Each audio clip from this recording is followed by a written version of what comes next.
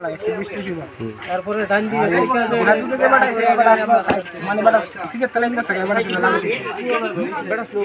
একদম স্লো হলো বেলা ঠ্যাঙ্গো মেরে দিছে ঠ্যাংটা মনে আরে এখানে দাঁড়াই এখানে আস্তে আস্তে আইতাছে এই জায়গা একদম আস্তে আস্তে এই জায়গাটা থেকে আমরা আস্তে আস্তে আইতাছে আর এমনি সুদা এই সাইড থেকে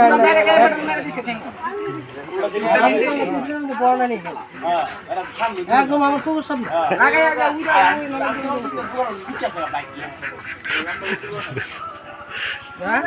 এটা নয়নপুর থেকে মোহস্তরা যাবার রাস্তাতে মুখটা এই জায়গার মধ্যে আমি বাড়িতে গাছ আছি আইসা যদি দেখেন অ্যাক্সিডেন্ট হয়ে গেছে অ্যাক্সিডেন্ট হইবার পরে কোন সময় ফায়ার সার্ভিস যাইব কোন সময়ের দরকার তো তাড়াতাড়ি আমার গাড়িতে আমি কিছু তাড়াতাড়ি তুলে দেবো আমি যতটুকু পারছি যথাসম্ভব তাড়াতাড়ি মানে পৌঁছাবার চেষ্টা করছি আইনা হসপিটাল পৌঁছাই দিলাম। এর কি কোনো অটো টোটো আসছিল বা না বাইকে বাইকে বাড়ি গেছে? আমি আর একটা মোটামুটি সুস্থ আছে হেরে দিকে এলাম তুইছে ঘটনা হে কইছে যে অটোর লোকে বাড়ি গেছে যে কইছে আর যে বেশি আহত হইছে এর লোক হ্যাঁ ড্রাইভিং করছিল হ্যাঁ মনে হয় দুজনই মনে স্পিডে আসলো নাহলে এত বড় ঘটনা তো হইতে পারে না।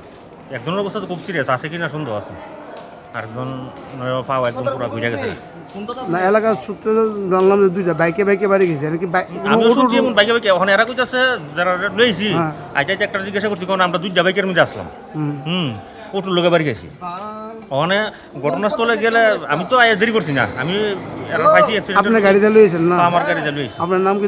আমার নাম সুজিত কুমার বিশ্বাস। বাড়ি বাড়ি সাউথ গিলাতুল ইসনকলা।